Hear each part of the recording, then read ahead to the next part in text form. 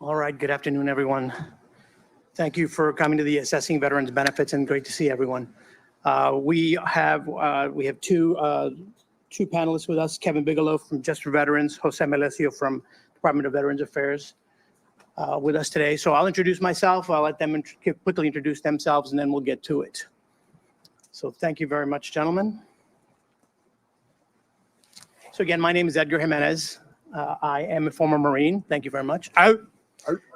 I also served 83 to 90, so hence the gray hair, the matching gray hair. Thank you very much. I was hired by a Marine Lieutenant Colonel that was coming out right around the same time that I was coming out to work for DOD and DOT. So it was somewhat of an easy transition for me working with the military. I left there and I joined KPMG. I did 20 plus years at KPMG in the commercial advisory financial services sector, technology. Where I helped build the Latino networks and the veterans networks along with NABA, Ascend, Abilities Networks, and a bunch of other things that we did for them at the time. Subsequently, I became a technology consultant afterwards, but I spent many of my years while at KPMG, while at ALPFA. I'm a past president of ALPFA Washington, D.C., where we started ALPFA DC Maryland, ALPFA Maryland CAT chapter. We worked with ALPFA Virginia Tech, ALPFA Virginia, the University of Virginia, and the Penn State chapters. I think the Maryland chapter is still, my alma mater, is still one of the stronger ones we have at ALPFA. A lot of the goals there was to bring more Latinos, NABA for African American members, and Ascend Asian Americans to larger corporations. So I'm very happy to see that we're still, ALPFA is still chugging along with all those chapters. I'm very happy to have brought in many young Latinos, African Americans, and Asian Pacific people to our firms. I spent 2 years at the USO working, going to the USO, Bethesda, USO Fort Belvoir once a week, working with young Navy personnel, primarily in Bethesda, and Army at Fort Belvoir, trying to get those folks that are coming out of the military to figure out what they want to do. Because at the time that I was coming out, if I hadn't been picked by Lieutenant Colonel coming out, I probably wouldn't have known where to go either, but I was very fortunate. So I was trying to pass that on to other folks by volunteering at the USO. So a great place for many of you, if you have the time, look into the USOs in the area. I've spent 20 years working for a group called Project Give Back in Washington, D.C., food distribution services, helping families in food inequities. I forgot what it is now, what the wording is now, but in the Maryland, D.C. area again. I've spent the last 15 years working with La Clínica del Pueblo in Washington, D.C., and the last 6 years on the board of La Clínica, and currently the president of the board of La Clínica, where we provide services, clinical services to people living with no insurance to very low insurance. A lot of immigrants, and not just Latino immigrants, but a lot of from African countries and from a lot of islands. So at La Clínica, we've been building healthy Latino community for the last 40 years by providing culturally appropriate health services. So that's enough about me. I'd like to ask our panel members to introduce themselves. Why don't we start with you, Kevin? Thank you very much, Edgar. My name is Kevin Bigelow. I was in the Marine Corps for 20 years, retired December of 2021. Prior to retiring, I used Hiring Our Heroes program and was able to do a skill bridge with Tesla, which got me into cybersecurity, which also transitioned into me getting a job with Live Nation Entertainment doing cybersecurity defense. And more or less what I do now is I'm a veteran coach with Just for Veterans, and what that entails is more or less me assisting veterans in getting their VA benefits or helping them put their package together to present it to the VA. And that's currently where I'm at. Jose? Jose Melecio. I am an Air Force veteran. I currently am the National Program Manager for Minority Veteran Outreach, as well as Hispanic Veteran Outreach with the VBA, Veteran Benefits Administration, primarily with the OTED division, which as we all know we speak acronyms. This is yet another one. It stands for Outreach, Transition, and Economic Development. And grateful to be here. Fantastic. Thank you, gentlemen. So at La Clinica, we say that we provide culturally appropriate health services. So, Kevin, how does Just for Veterans address the specific healthcare needs of Latino veterans, and are there culturally tailored services available? Currently, as far as the educational process that we assist veterans with, we assist with any needs that the veteran requests. Our main focus is VA disability benefits, but I additionally have assisted veterans with finding health care, finding out if they're eligible or to receive benefits for health care as well. Are there any specific towards any Latino demographic? I have currently not done any specific, but I have the ability to assist as necessary. So Jose, I'll kind of ask you that question as well. Are there culturally tailored services? Well, it's for the healthcare side or education side or both, or Let's whatever. do healthcare first. Healthcare, sure. Actually, at the VHA. And what does that mean? And what does that mean for? Sure, I'll be glad to dive into that for you. So those that aren't aware, VA is divided up into 3 different components, right? First being, which Kevin has a lot of dealings with helping people file claims, is the VA benefits, VBA, Veteran Benefits Administration, which primarily handles many components to include education services as well, special compensation for disability, for service connected issues, service related issues, health issues primarily, which connects it with VHA, which is another component of the VA as a whole, right, which is Veterans Healthcare Administration, and that consists of all things healthcare, right? And so, and then of course the other component is NCA, right, which is a National Cemetery Administration. So we cover all 3 different components to VA. One thing to be mindful of is it says one VA, but they don't really have a way of talking to each other. Right, there's not one system that connects all 3 of them. So important, if you don't hear anything else today, it's important to register at each one, right? At each level, each component. So the VBA and VHA, you could have registered with them. VHA has no clue about you, right? So it's important that you connect those dots for them, right? Make it easy for them to help you, right? And so to go back to the original question, what was it again? I'm sorry. Specific tailored healthcare services for Latino, Hispanic. Correct. So we at the VHA, the Veteran Healthcare side of things, there are specific metrics that are for specific groups, right? So there's primarily, if we're saying the minority group, right, we've got certain levels of like PHAs, right? We call them personal health assessments, and based off that data, certain minority groups are prone to X condition or Y condition, right? We won't go specific because it could be all kinds of things, right? If my Puerto Rican background, we check all the boxes: diabetes, cholesterol, every last one of them, unfortunately, and so those types of clinics are specific for that type of care. At least it's more of like a red flag in the system, not per se like an actual physical clinic, right? But it's more of like a internal in our healthcare system that kind of flags those things for each veterans in that demographic. Awesome. So you mentioned one of the issues being communication between the different systems, but what other major barriers do Latino veterans face when assessing the VA health services? Access to care, a lot of times,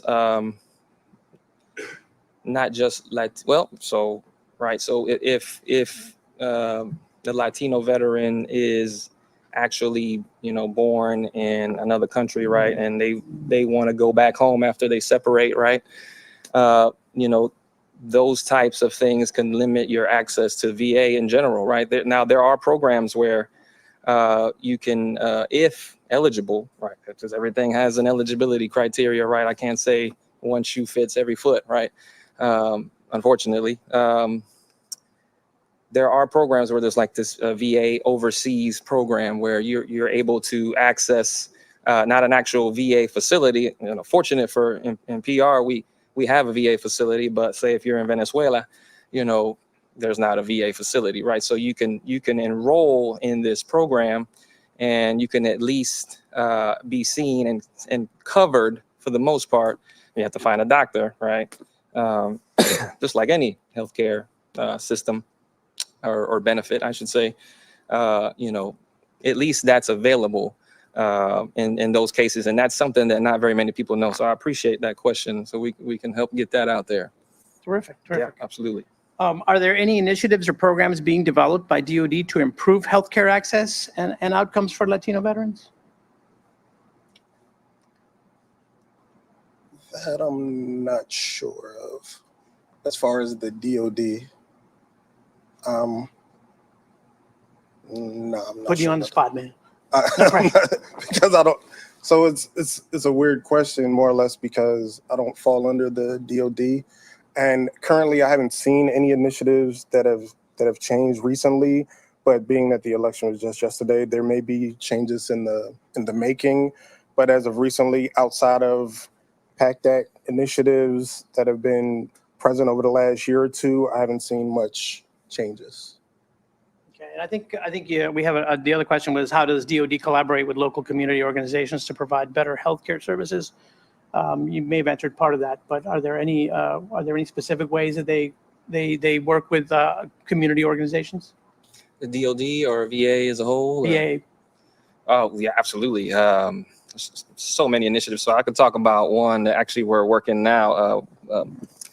What we do periodically, we have the USB, the Undersecretary of Benefits.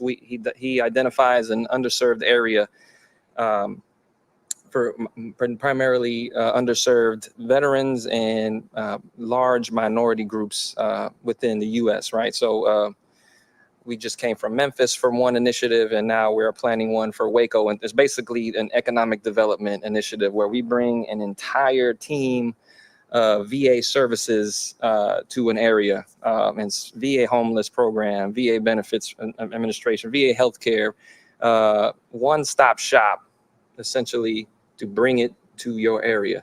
We're working on bringing more of these to different locations across the U.S., and I'm very proud to be a part of the planning and organizing and actually being boots on ground to kind of make sure this thing follows through. So definitely many initiatives like that. We work also closely with Veterans Experience Office, which is a big proponent for veteran outreach. And so I also appreciate that side of the house that helps kind of breaks down barriers and kind of gets us in these areas where VA hasn't been before, or these rural remote areas where we don't really get to folks. So you got veterans that go off grid, right? They don't have these fancy phones like this, and you know, are still kind of not wanting that, right? It's not for everyone, right? So they're still getting letters in the mail that they prefer, right? Things like that. And so we're trying to make sure that we get that word out to as many veterans as possible. Okay, fantastic. So I was just going to say, based on the election that we just had, how likely are these programs to continue? So I would say this particular program has been around for many years, many administrations prior to the new one coming on board. So I don't see this going anywhere, but that's above my pay grade. Okay. Okay. So let me ask, what educational benefits are available to Latino veterans, and how can they maximize these opportunities? Either of you? You know, it's kind of a blanket thing, right? All veterans have a unique experience and a unique eligibility criteria, right? So, you know, his service makes him eligible for things that I may not be eligible for, and so forth, right? So each case is handled, you know, one at a time, right? And so to go like, for example, education side of things, right? You know, you could be a guardsman and only eligible for, certain programs where if you retired active duty, you have, or even not even retired, but just general separation with, you may be eligible for the forever GI Bill, right? Based off of, when you served, how many years, and all those things that add up to this magical equation in the sky, right? So, so basically I say that, but it's a case by case basis. Well, I partly understand that Yeah. because having served only 7 years Sure. and having had no combat, fortunately or unfortunately, Right. I have very few points. Sure. So there's a lot of things not available to me. But, Right. but yes, and I never really understood that for the longest time. I didn't understand that, but Right. But thank you. And that's something that should be mentioned at the conception of this union, right? Where your recruiter starts with the whole spiel, right? Oh, VA will take care of you for the rest of your life, yeah. blah, blah, blah. I promise you the world at that point. Well, Primero.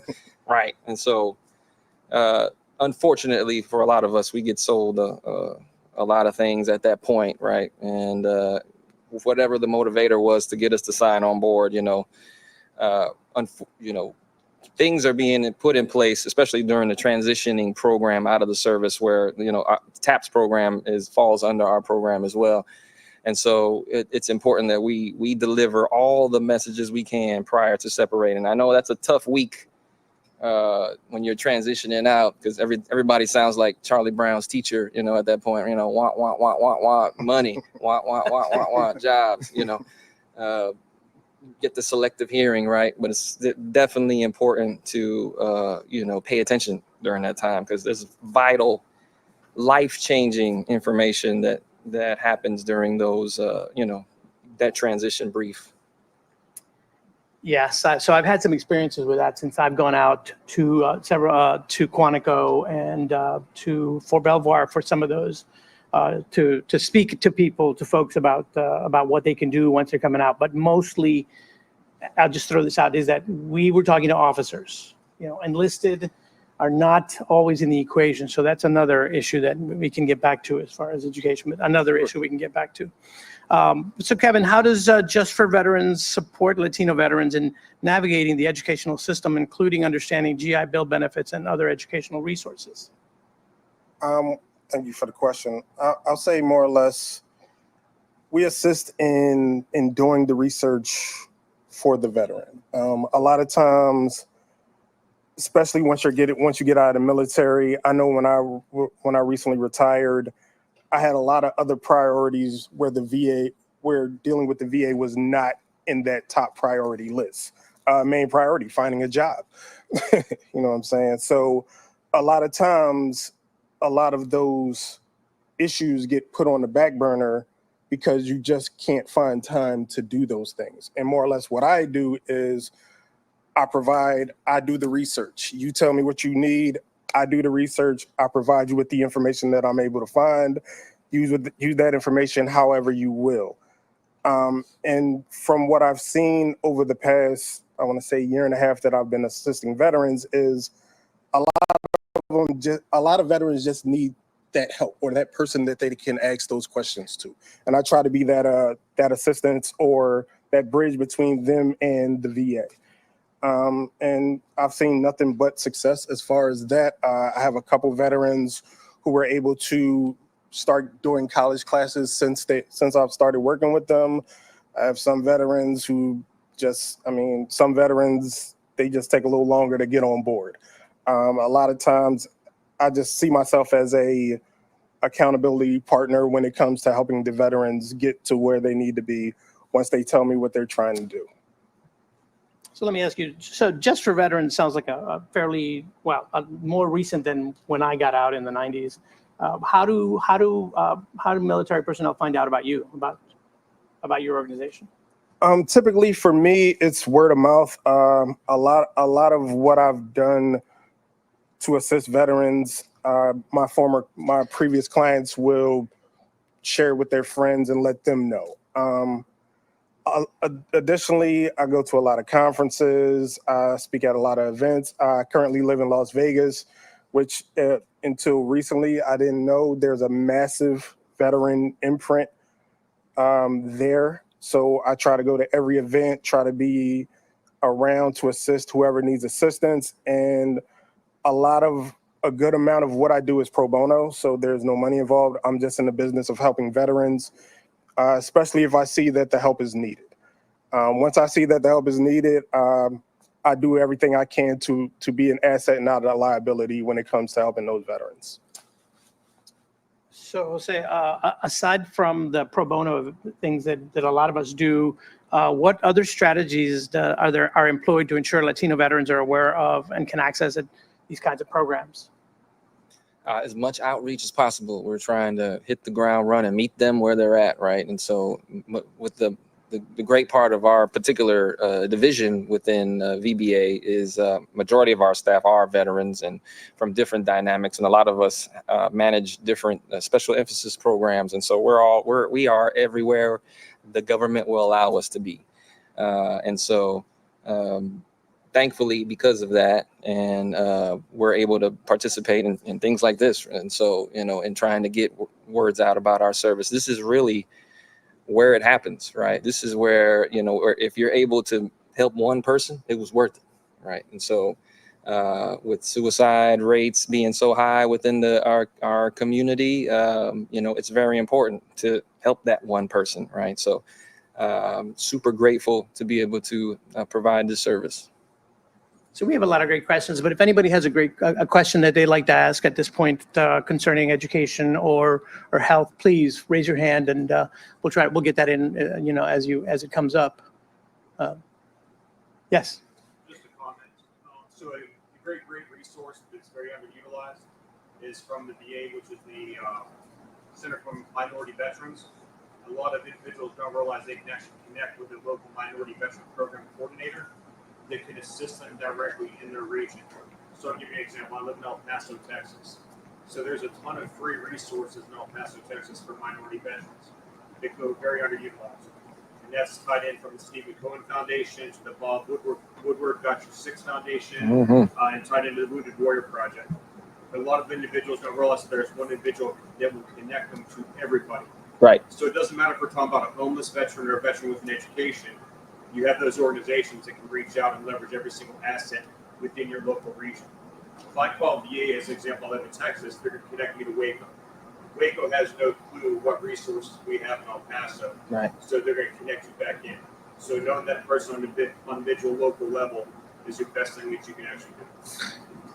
Thanks for bringing that up. Absolutely. Yeah. MVPCs, Minority Veteran Program Coordinators, each regional office is supposed to have. I'm not going to say we went with funding issues and trying to ensure that we have a position, but most of them do. And so thanks for bringing that up. That's a huge resource. A lot of people aren't aware of. You can actually go to your regional office and ask to speak to your Minority Veteran Program Coordinator, and they should have a lot more resources available in your local area for sure.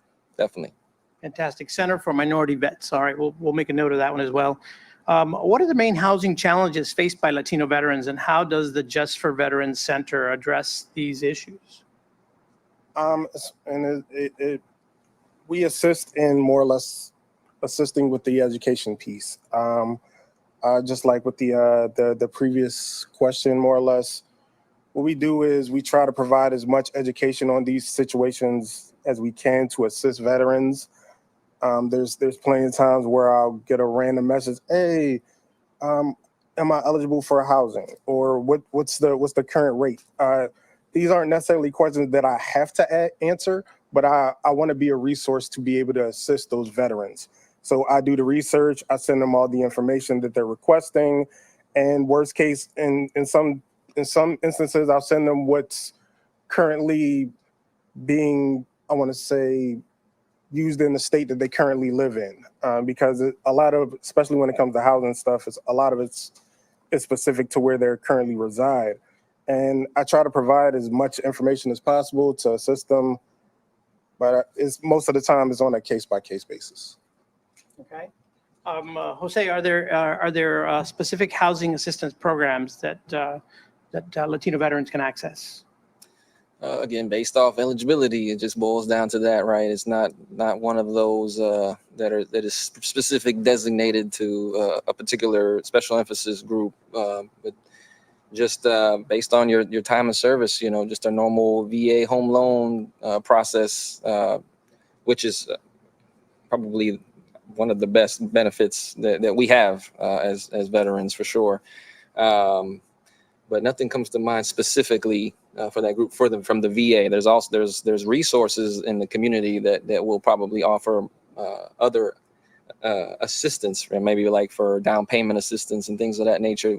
We work our social work program works hand in hand with those types of community partners and things like that. I know I've helped a couple of veterans in that case to kind of help get these donations to help with down payments and things of that nature. But again, it's more of a case by case thing and eligibility thing. And but services like that are available for those eligible for sure. Okay. How can Latino veterans access resources for homeownership rental assistance through the VA local organizations? I guess that you've answered that one as well. Definitely, So, social work program is huge, is vital, and it's more on the VHA side, the healthcare side. You can get a caseworker assigned to you and figure out what's the barrier, right? What's the barrier to you getting to this goal, right? Which is home ownership, right? And so, and then go from there. Just kind of start at the beginning of this story, and hopefully it ends with you with a brand new house. Yeah, or new to you. they're all new to us for the most part. All right. I've heard stories from some of the veterans and some of the folks at the USO that this isn't always an easy process. It's not always clear cut, not always spelled out in any way really that is easy for some of us to understand. And again, I think that officers have a little bit of a foot up, a leg up on things. I think that enlisted personnel have a lot bigger challenge in these areas. And I'm wondering if there's anything we're doing to help the enlisted personnel. Outside of TRS, I'll say more or less, I'll speak on my transition, if that helps. So prior to retiring from the Marine Corps, I started doing my own research prior to, I want to say about 24 months before I retired. And that was everything from VA claims to housing to healthcare for my family and all those things. But no one told me to do that. I wasn't instructed to do my own research. One thing I feel like is falling to the wayside when it comes to TRS, there's no you have to do this. They're saying go to TRS, take the information, here's the fire hose, drink from it, and then all the water that we just sent your way, use it. But at no time in that are they putting any deadlines to ensure that your transition is successful. I feel like that would be a lot better in helping enlisted personnel make their transition, because it's kind of hard to go from being a kid joining the Marine Corps at 21 to getting out of the Marine Corps at 25 and just being let off into the world, not really knowing what rhyme or reason or which direction to go, because people have been telling you what to do for the last 4 years. So now when it's time, when it really matters, you're not going to tell me what to do, or at least tell me how important it is for me to take these necessary steps to ensure that I don't become a negative statistic. So I feel like if TRS was a little more to the point, straight, hammered ahead, it would be, veterans would have a lot better success once they get out of the military. Anything we can do there, Jose?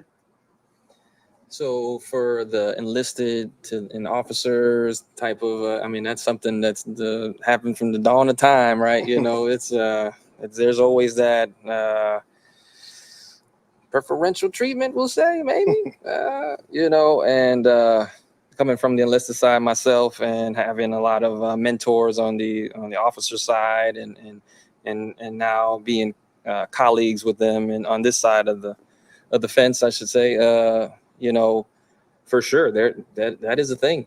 Unfortunately, there's a reason why they, they've got the nicer officer club, and then the enlisted club is a little bit sketchy sometimes on certain bases, right? Nicest home too. Right. And so that's more of a DOD thing, more of a, how that's kind of always been the thing. Doesn't mean it has to be continue that way, right? So on the VA side, we're all veterans, no matter what grade you were, no matter if you were E1 to brigadier general, we're all one VA, one veteran, right? So we treat you all equally. So to be honest with you, this is where this point thing concerns me, because as a enlisted man, your points are a lot fewer than the captain or the major or the lieutenant colonel. So that's where that concerns me. But so we're working on that. Sure. We're working on that. All right. What common issues do Latino veterans encounter when filing VA claims, and how can they be addressed effectively?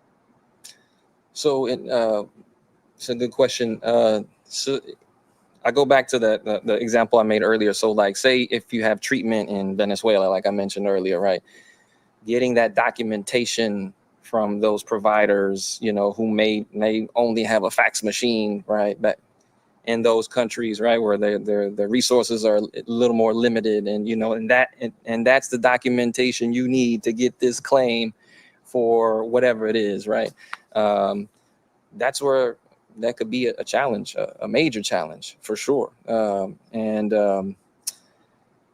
So that's where we should try to the veteran in that case needs to make a concerted effort to kind of jump through more hoops, right, in that case, and you kind of put yourself in that position by going back, unfortunately, but either way, we are a resilient bunch, right? And so we will find a way, and especially when it comes to us getting paid, right, for our service. So that's where that challenge could be something that you'd have to jump through more hoops than the normal person that's seen stateside, for instance, right?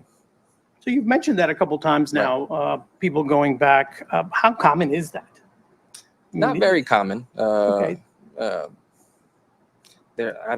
haven't pulled up the data specifically for that, but it's common enough for us to be aware of it for sure, and it being an issue from time to time. So again, I go back to my experiences with La Clinica, where we say again we have cultural appropriate services, and by that we mean we have Spanish speakers at the front line, all Spanish speakers, people who speak French, people who speak some dialects of the islands, some people who speak different dialects of Africa. What are we talking about when we're talking about Latino services that we can provide that are most common? I mean, do we have Spanish speakers? Do we have veterans that don't speak English? I would imagine we don't have too many. Yeah, that's a good point. I was actually thinking about that on the way up here. I've encountered some veterans, so I mentioned being a Puerto Rican veteran, and so you guys don't speak Spanish at all. So. We don't speak. We speak Spanglish. Spanglish. I'm just kidding for the Puerto Ricans. I love you all. But a lot of times you'll be recruited straight from PR, right? And then part of your initiation, right? Part of your boot camp is like a trial by fire English course, right? Basically means learn how to point, aim, and shoot that way, right? And basically, for those types of MOSs, right, where it's infantry, let's just be honest, right? If that's a position of need. Or grunts for those of us who speak Marines. Right, that too, yeah. And we appreciate you, brothers and sisters, willing to do that for us. And so, sure, there's like some broken English kind of, and a little bit of understanding of certain terminology, especially medical terms, right? Like, we just know it hurts. I don't know why it hurts. I can't explain it to you. I just know it's not normal, right?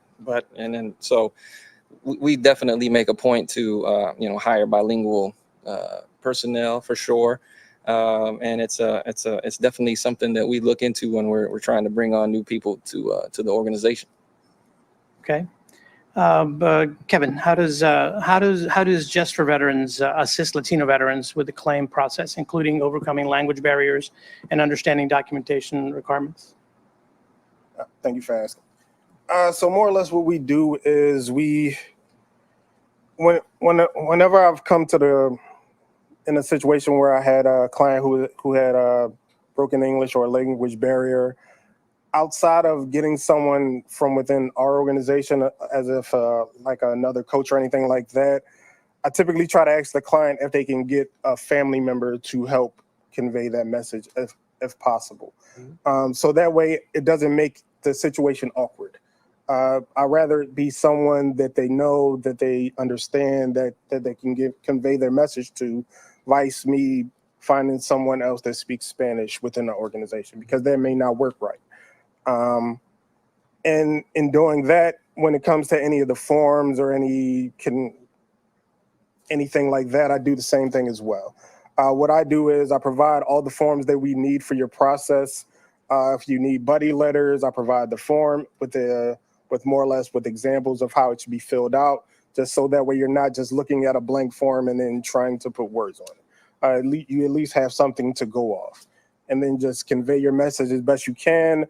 If by chance the message is cloudy, or I feel like the VA may try to kick it back or not fully understand what you're trying to present, we'll have another go at it. We'll hop on Zoom.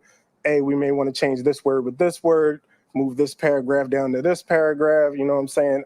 Anything I can to assist them to convey their message. If I have to hire someone to assist, I'll do it. Because at the end of the day, I want that veteran to have the best experience they can and to convey their message as best they can to the VA, so that way they can get rightfully compensated by the VA, so that way they're not fighting for 10, 15, 20 years trying to get that message across.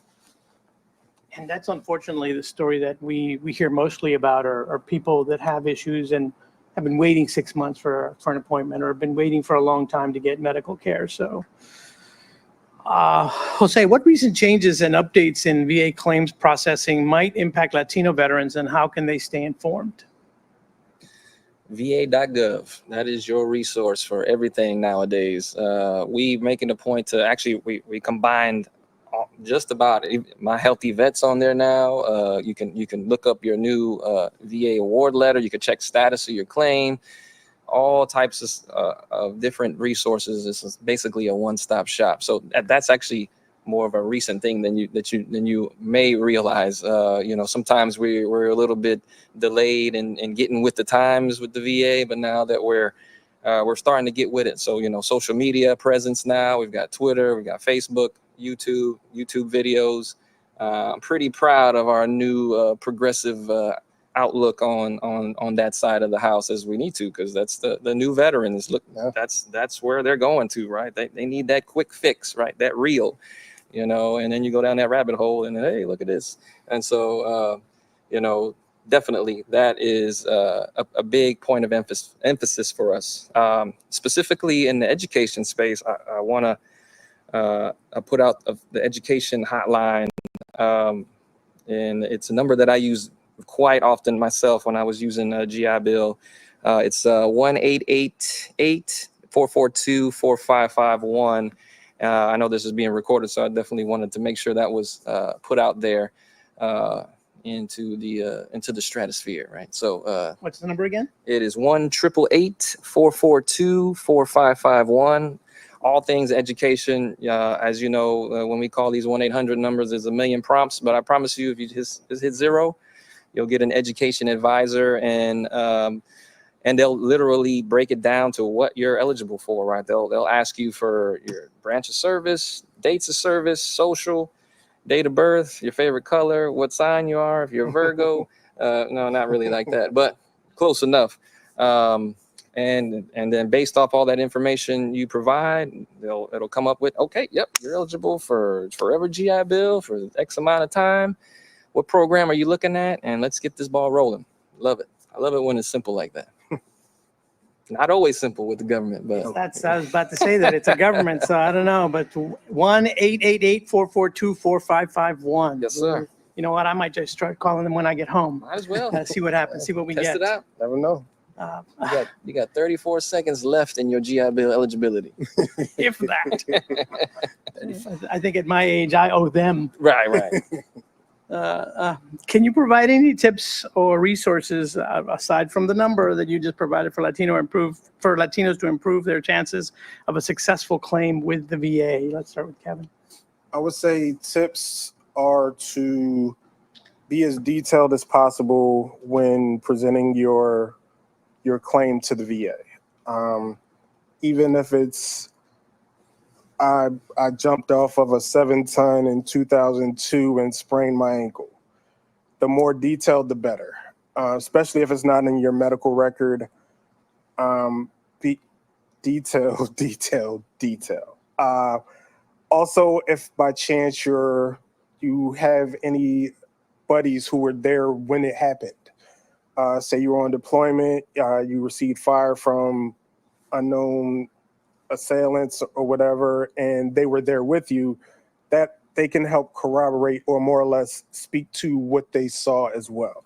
So buddy letters are vital, especially if there's no medical documentation, because a lot of times with veterans, I know when I was in, I didn't really start going to medical till I hit 18 years. I didn't want any reason for the Marine Corps to say no when I wanted to re-enlist. Mm-hmm. Like, oh, you have migraines, really? Okay. Not saying that they would do that, but I just didn't want to leave it up to chance. So all veterans don't do 20 years. I was afforded the opportunity to make it to 20, and I took advantage of it. I would say documentation is key. Conveying your message is key. Asking for help is key. A lot of veterans don't want to ask for help. A lot of veterans feel that if they didn't go to combat, they don't warrant any type of VA disability, which is false. Mm-hmm. Because just because you don't go to combat doesn't mean you didn't suffer through trauma while in the military. Mm-hmm. All right. And looking for help, finding help, conveying that message, those are definitely the keys to success when dealing with VA claims. Can I piggyback off of that for a second here? Huge, major points for sure. And so one thing we need to be mindful of, a lot of civilians, when they hear that term disability, right, they think of someone that's, maybe an amputee or something to that effect, right? Disability is basically, if you came in the military one way and something doesn't work the same way it did when you joined, when you came out, that's a VA disability. That's a service-connected issue, right? Because based off my time in the service, whatever it was that happened, right, I was just by being in a burn pit exposure, right, can cause all kinds of different issues with breathing, asthma, allergies, right, that you didn't have before, right? And you wouldn't have had if you didn't get off your behind and stop playing PlayStation and join the military, right? So those are things that we need to be mindful of. Well, just to that point, it took me several years to be able to be comfortable with people walking behind me or standing behind me, and I didn't do any combat. So, yeah. But okay. So, any questions? Yes, sir. John from Source America. I just had a question about the VA process, about people transition out. It only being a 2.5 to 4 hour class. Is the VA talking about any? Because I just retired a year and a half ago, and my entire VA class was 2.5 hours long. A year before I got out, it's like, hey, just talk to your VA rep when you get out. I forgot all those questions. Sure. Is there something the VA is doing to better that process for the enlisted leaving service, or sure, follow on assigning a case after requires or anything like that? Right. So you were where'd you transition from? Oh wow, that's surprising. It was a year ago, you said, and you went through your TAPS class, right? And it was only 2 hours, huh? Interesting. Yeah. So TAPS does fall under our program, as a matter of fact, and it's based off of whatever And so here's where this partnership with DOD, right? Whatever they deem us, their allotted time, right? Whatever they feel like is more of the priority. You know, sometimes they say, oh, the VA, you know what? That's an important transition information we need to have. They need to have a whole day or 2 days, right? Which I would agree with for sure. Most of us would agree with. But some of that leadership was like, nah, we're good. We'll have Just for Men come up in here and take up a whole day and do, you know, soup measurements, whatever. I'm just coming up with an example. Yeah, that's basically a case by case thing, right? So Quantico, they might think that's a lot of higher ranked officials, you know, transitioning from there. They may think, okay, well, these folks are already more informed than most of us. Maybe that's the perception, right? Maybe that leadership felt like that there wasn't a need for more of a VA presence, if that makes sense, right? It should be the same way across the board, but we all know that's not the case, unfortunately. But I'll be glad to answer more questions afterwards if you need, and connect you with whatever you need, brother. Yes, ma'am. So chapter 16 of my book is dedicated to the VA. Oh, great. Okay. Yeah, so chapter 16 of my book is dedicated to the VA, and it's nice to be able to see a face because a lot of us veterans, my VA experience has been horrific. It should not take a veteran 6 to 7 months to get a referral because the lack of communication and the bureaucracy of the processes. You know, I had one of my conditions as a result of the PTSD is TMJ. If anybody who has TMJ is that you wake up and your jaw feels like it's going to get stuck when you yawn, or that your ears are ringing, you can't hear, everything hurts, and it's just horrible.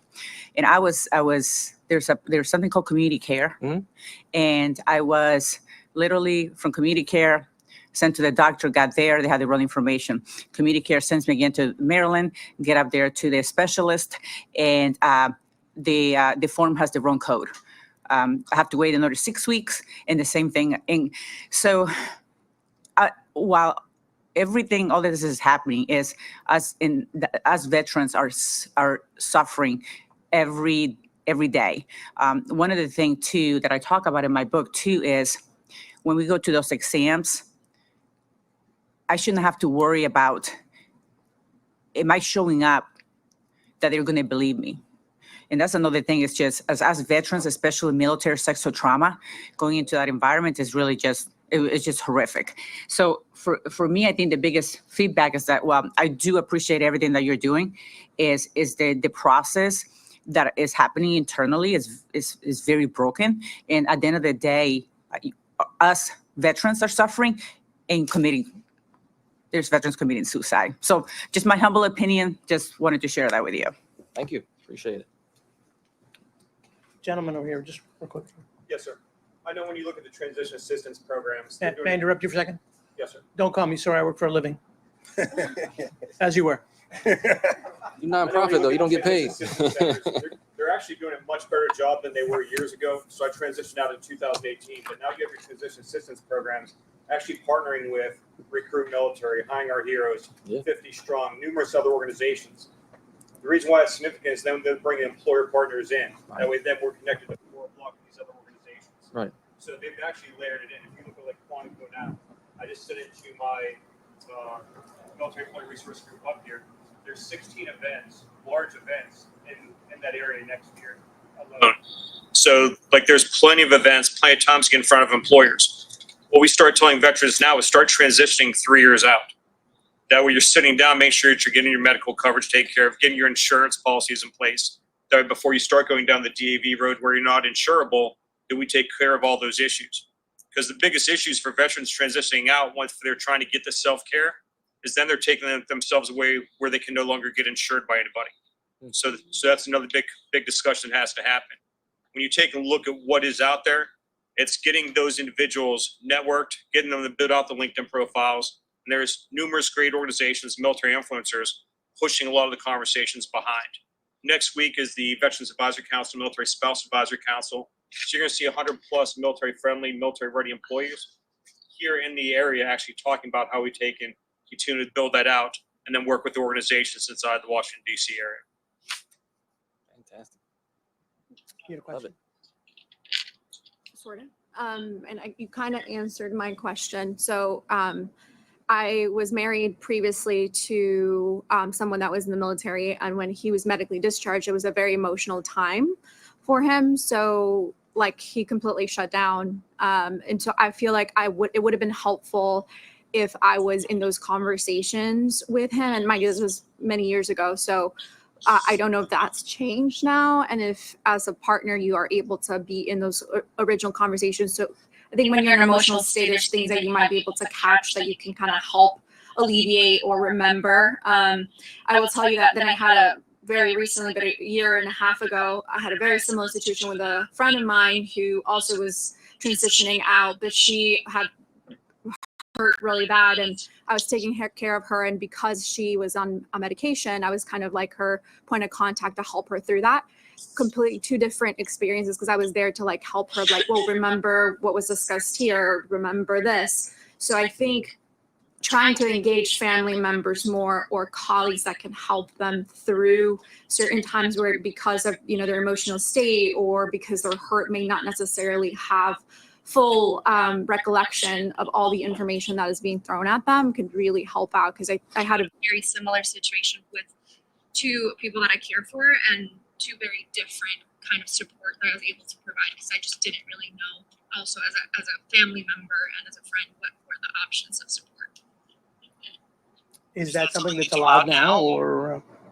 So there's this misconception with the VA that it's not a family oriented program, basically meaning that there's no services for family, just the veteran, right? And actually that's false. The Vet Center program has been around for many, many years, Vietnam era. They're one of the first organizations that actually brought in, well, they're part of the VA, but it's a VA program that bring in the family, that make them very involved with the therapeutic process, as well as that's part of the reason where the family these family advocates come from, the family therapists, LPCs, LMFTs, licensed military family therapists are assigned to these particular programs. The caregiver program is another one that comes to mind with the VA. Very, very hot topic for sure within the VA space, but also has been around for many years. And it's not just like a fiduciary, because a lot of people think that that's what that program is about, right? Is you're just managing this veteran's money, but no, it's mostly like helping them with appointments, like you said, caring for them, and then making you that point of contact within our system to, hey, look, listen,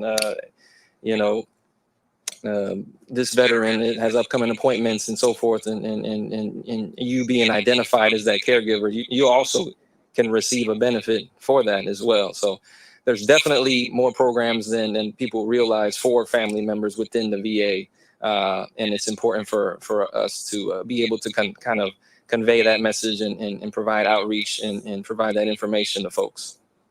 Absolutely. Thank you. Any other comments, questions, concerns? Yes, sir. So I recently transitioned about a year ago, and to, like how you said earlier, when I transitioned out, my main focus was only getting a job and being more professionally productive.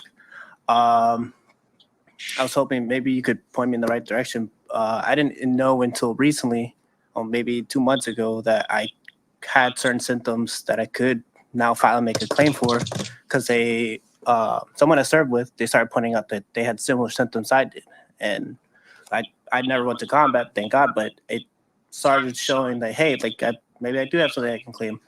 My question is, could you point me in the right direction? What's the first step I can do to actually start making medical claims? Because it's been a year and I've kind of forgotten through the process of what I'm supposed to do. But if you guys could point me in the right direction, that'd be really helpful. You want that, bro? Yeah, I'll take that. Typically what I tell veterans, especially a lot of times, your transition doesn't end when you get out of the military. You're transitioning the entire time. So I'm still transitioning, if we want to be serious about it. One thing I tell people to do is get seen for anything you want to try to get claimed for by the VA.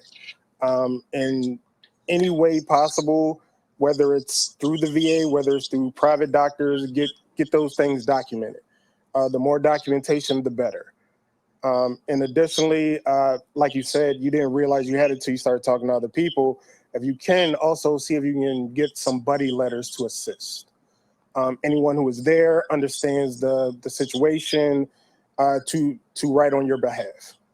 These things help because, at least from what I've seen, is they humanize your package once it's sent to the VA. If I'm reading a letter from you talking about how you're dealing with these issues, I'm more susceptible to saying yes versus saying no if I'm just going through the motions. So documentation, if you're not sure where to look me up. I'm around. I love helping veterans. And yeah, that's more or less it. Where'd you transition from? I did 3 years in Texas, and then I went to the Guard here in Maryland. Okay, so you're here, you're local? Mhm. Okay, yeah, circle back with us. We'll definitely, he sounds like he knows what he's talking about over here. I don't know. But definitely a veteran service organization like his is a good place to start, right? They'll help request your medical records. Did you get a copy of your medical records when you transitioned out? My active duty time, yes. Okay, good. Any Annual PHAs. right. Never physically. Got you. And then so trying to get all that documentation as well, that's another homework you have, right? Exactly. Get on that, right? That's important. The more documentation, like you stated earlier, the better to support your claim, right? You can just say, hey, I fell off this Humvee and I sprained my ankle or injured my back and I went to the doc, but where's the proof, right? Connect the dots for them to make it easier for them to justify that it happened, right? I know it sounds simple, and a lot of times, it doesn't happen, right? So, I did that back when I was deployed 17 years ago. Well, good luck trying to get that, right? That documentation. So the sooner the better, for sure. Any further questions, comments, concerns? Yeah. Yes. Yes, sir. In your group. I had a situation where my son-in-law is a veteran. He calls me up, and the guy that served with him in Iraq, someone that was 100% disabled, and they decertified him. What you should do is get your network to know somebody within the political sector. I knew someone at the time at the White House, and there was a relationship to Veterans Affairs. They had them go back, and they had veterans there to see him in Michigan, and it took about a month and a half. They gave him all the back pay for 3 years, and they gave him his 100%. Sometimes it takes that you got to call up other friends within your network to help somebody else out. Mhm. That message has to be said. Thank you. We're going to have to get to know you then. I don't know that we all know anybody. Gentlemen, any closing comments? Nothing really. Documentation, education. One thing I'll say a lot of veterans do is we don't feel like what we're dealing with is that serious. So we downplay it to the point where I don't want to bother the VA. They have more important stuff to deal with, vice me complaining about my toe. But at the end, if you do a self-assessment, think about everything that you've gone through during your military service and how healthy you were prior to your military service. Anything that doesn't match up, claim it. I know one thing that I did a lot when I was in the military, I'd forego going to medical if it was something as simple as a sprained ankle or a sprained finger, playing basketball or things like that. But those things add up. Those things, the ankle that I sprained when I was 21 still affects me at 44. I mean, it didn't seem like it was that important back then, but I'm feeling the lasting effects of it today. So get everything documented, and ask for help if you need it. No one person knows all the answers, but if you ask enough people, you can come to an educated decision and find your own answers. And that's what. Great. I'll just leave with a couple more resources that I'd love for you to have. I mentioned a moment ago, va.gov for sure, one-stop shop. And I gave you the education number, but I also want to give you another number. It is the 1-800-MY-VA-411. So that comes out to 1-800-698-2411. And it's also like a hotline to all different types of departments within the VA. That's another